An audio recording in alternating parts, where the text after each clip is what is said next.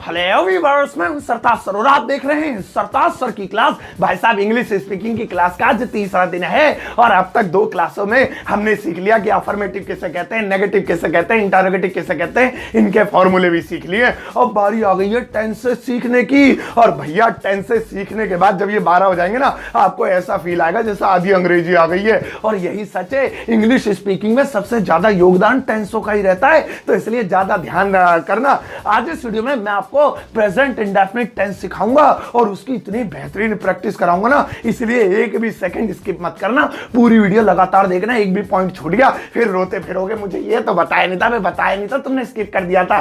तो इसीलिए आज प्रेजेंट इंडेफिनिट टेंस पूरा देखना और एंड में प्रैक्टिस देखना, कितनी जहरीली प्रैक्टिस कराऊंगा। अब प्रेजेंट इंडेफिनिट टेंस सीखने के लिए इस वीडियो का एंड तक जरूर देखिएगा। आगे बढ़ने से पहले चैनल को सब्सक्राइब कर दीजिए, सब्सक्रिप्शन बटन को एक बेल आइकन को उसको दबा दीजिए ताकि रोजाना वाली वीडियोस की नोटिफिकेशन आपको बिल्कुल टाइम पर मिल जाए।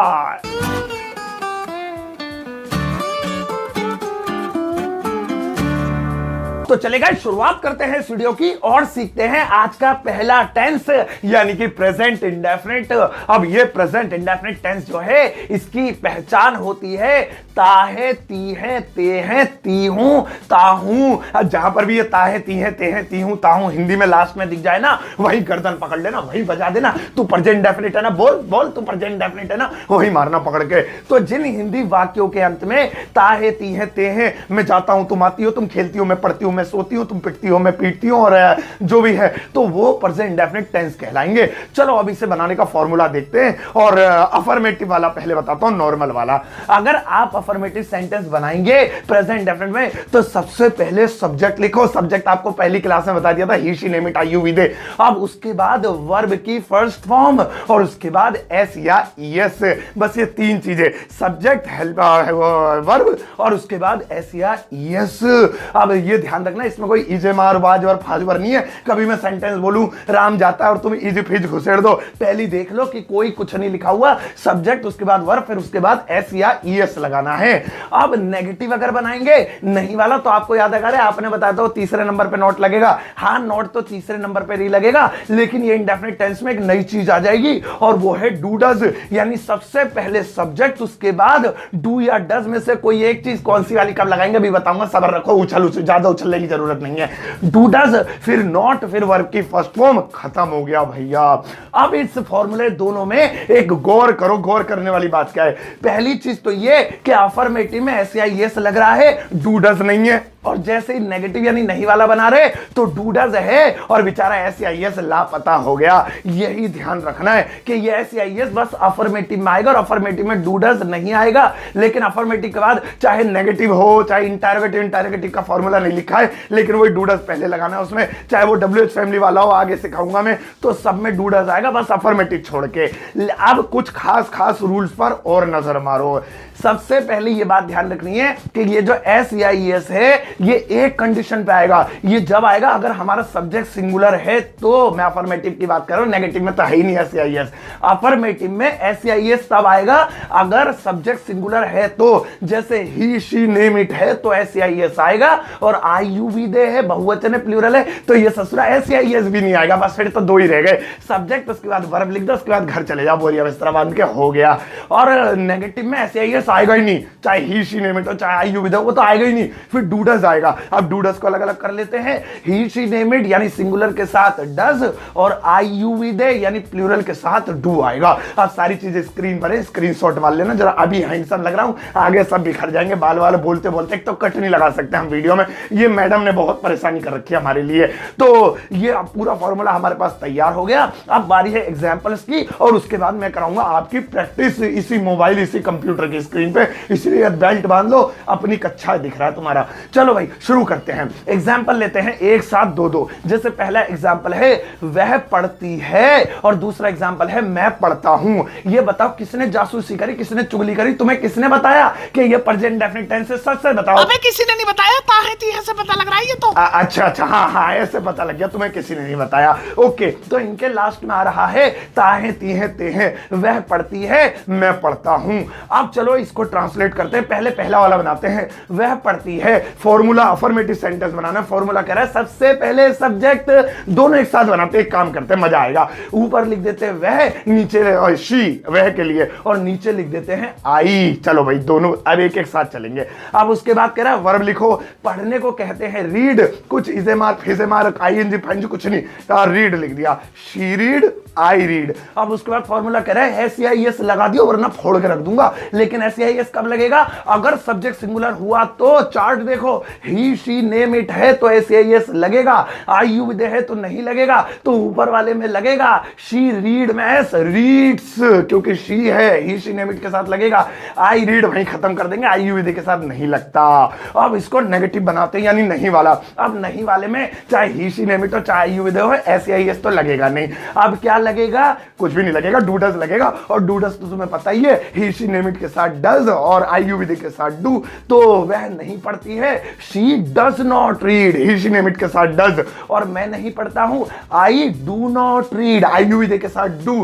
कमाल है ना, मजा आया। आगे आगा एक एग्जांपल और फिर प्रैक्टिस कराऊंगा पक्का, और जहरीली प्रैक्टिस कराऊंगा। अब दूसरा एग्जांपल जैसे ले लेते हैं, कौन सा एग्जांपल? हाँ, एग्जांपल है राम खेलता है हम खेलते हैं, राम खेलता है हम खेलते हैं। फिर से इसके लास्ट में ताही ती है ते आ गया, आपको पता चल गया। चलो बनाते हैं दोनों एक साथ। पहले सब्जेक्ट लिखते हैं राम और हम, राम का राम, हम का हो गया वी। उसके बाद वर्ब है, खेलने को बोलते हैं प्ले, दोनों में प्ले लिख दिया। अब बारी है SEIS लगाने की, बताओ लगेगा नहीं लगेगा? ऊपर वाले में लगेगा। सही कह रहे हो, कितने इंटेलिजेंट हो रहे हो, कहां सीखते हो इंग्लिश? सरता सर की क्लास है, बढ़िया क्लास है, सब्सक्राइब लाइक शेयर फेयर कर दिया करो।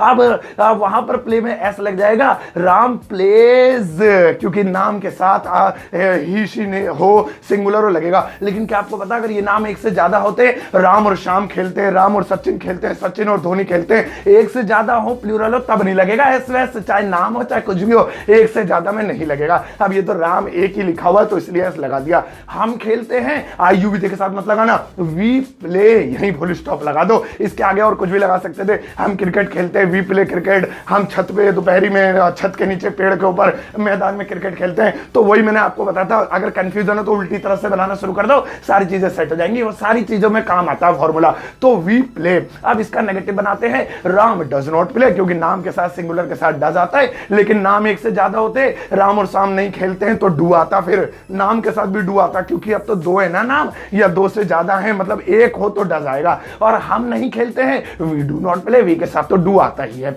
तो भैया ये हमारा तैयार हो गया। अब आपके दिमाग में कंफ्यूजन होगी, हो सकता है आप पूछ ना पा रहे हैं, आप सोच रहे मोबाइल से कैसे पूछे, इसकी तो बैटरी भी ना निकलती आजकल, पहले तो बैटरी निकाल के हम आवाज भी दे लेते थे। सो आपका सवाल जरूर ये होगा कि आप बार बार कह रहे हो SEIS SEIS SEIS, तो ये अलग अलग है क्या? एस अलग लगता है, ये अलग लगता है, ES तो लगा के दिखाओ कहां लगता है। तो ये SEIS असल में एक ही है, ये सिंगुलर पर्सन के साथ ही लगता है, लेकिन ES 6 जगहों पर लगेगा, और वो 6 जगहें जहां वर्ब के लास्ट में S SH CH X Z या OI। अब चरकी दिख रही होगी तुम्हें, चरकी में से पढ़ लेना, मैं रिपीट नहीं करूंगा, भूल जाऊंगा। ये आए तो ES लगेगा, और अगर ये नहीं आए तो S लगेगा। लेकिन लगेगा कब? लगेगा दो सिंगुलर के साथ ही, प्लूरल के साथ ना S लगे ना ES लगे। इसका एग्जांपल लेते हैं, जैसे है वह जाता है, अब वह के लिए ही, जाने के लिए गो। अब इसके लास्ट में S लगाए या ES लगाए, तो गो में है O, और उस चरकी में देखो जो 6 है उसमें O है, इन 6 में से कुछ भी आए ES लगाएंगे।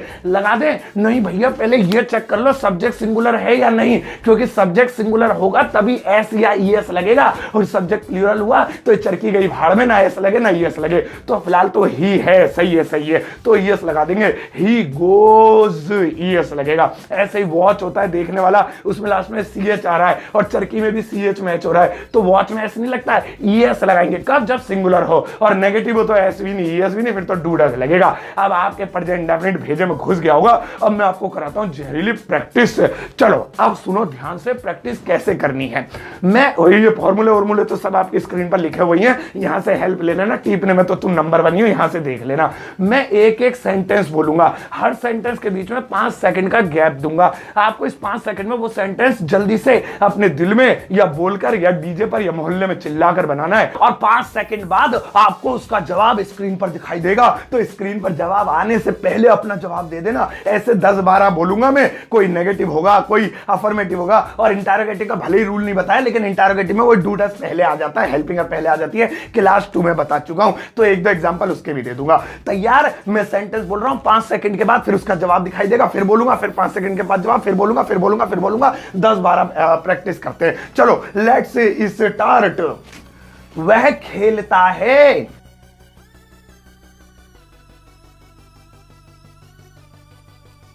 तुम नहीं खेलते हो।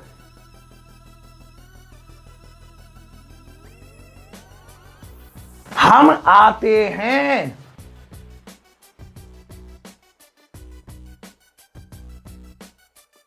वह जाती है।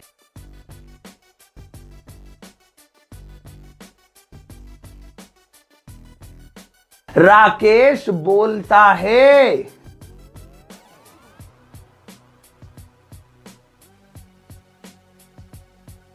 मैं देखता हूं।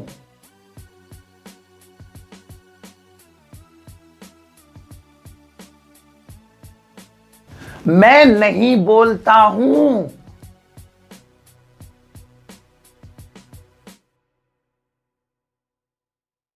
सचिन क्रिकेट नहीं खेलता है।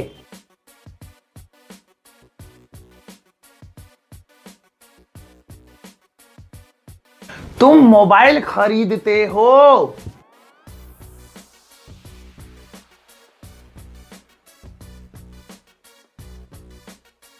वह पतंग उड़ाती है।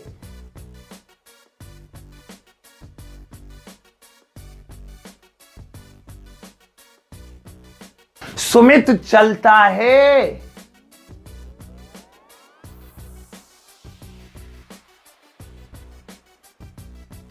हम नहीं पकाते हैं।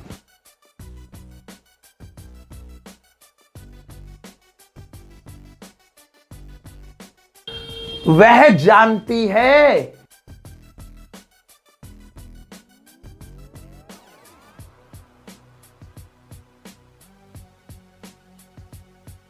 तुम जानते हो।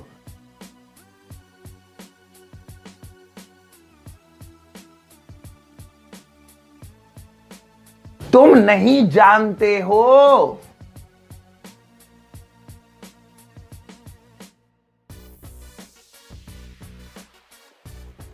वह नहीं जानती है।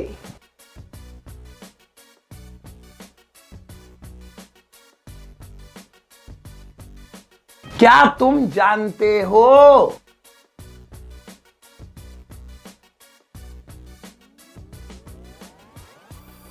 क्या वह जानती है?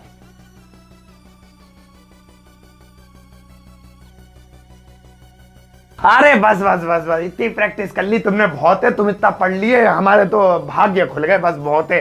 सो गाइज, ये थी आज की वीडियो प्रेजेंट डेफिनिट टेंस के ऊपर। आई एम श्योर आपको बहुत मजा आया होगा और आपको समझ में आ गए होंगे प्रेजेंट डेफिनिट टेंस।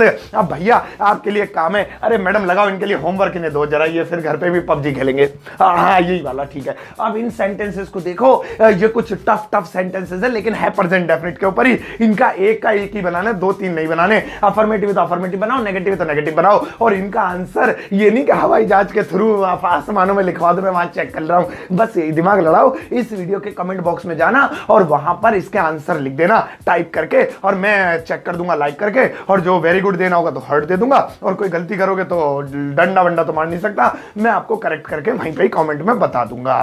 तो भैया ये थी आज की वीडियो टेंसेस के ऊपर। आई एम श्योर ये लाइन दोबारा हो गई, अरे मैडम कट लगवा दिया करो, स्क्रिप्ट भी भूल जाता हूं मैं। तो ये थी आज की वीडियो, आज के टेंसेस के ऊपर। हो गए 3 दिन, इन 3 दिनों में मैंने तुम्हें पकाया। अभी तो बहुत सारे दिन बाकी है, 60 दिनों का कोर्स है।